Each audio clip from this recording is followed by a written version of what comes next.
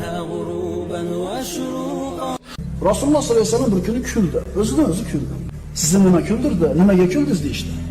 Bir qavmni ko'rdim, shunga kuldim dedi. Ularni deydi, zanjirband qilib jannatga o'zlari olib ketishyapti. Qarang. O'zi yurmaydimi? Yo'q, zanjirband qilib ketdilar. Nimaga shunaqa bular? Kimdir Alloh taoloni bergan ne'matlarini ko'rib egiladi, kimdir Alloh taolo boshiga imtihon solib qo'yganidan keyin egiladi. Kimdir Alloh taoloni bergan ne'matlarni ko'rib egiladi Allohga ixtiyori bilan.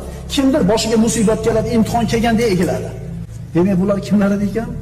O'sha boshiga imtihonni berib Alloh mashaqqatga kirgizib, Alloh degizib qo'yib turib, gunohini kechirib jannatga zanjirband qilib qilyapti.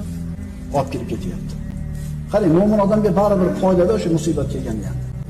Agar inson ixtiyori bilan Allohga egilmasa, Alloh majbur qilib ham egib qo'yar ekan. Yaxshi ko'rgan bandalarini. O'sha musibat berganda egilyapsan, shunga ham rahmat birodar. Bu ham Alloh senga bo'lgan marhabati. Musibat kelgandan keyin egilyapsanmi? Bu ham yaxshi. Chunki birodarlar, payg'ambarlarning mo'jizasini naq ko'zi bilan ko'rib turib ham kofir bo'lganlar shuncha bo'lgan. Alloh taolo musulmon g'ofil bo'lib dunyoga berilib Allohni esdan chiqarib qo'yayotgan paytda bitta dard berar ekanda, yana qaytarib qo'yar ekan o'zini joyiga. Demak, musulmonga foyda ekan bu narsa ham? Foyda ekan.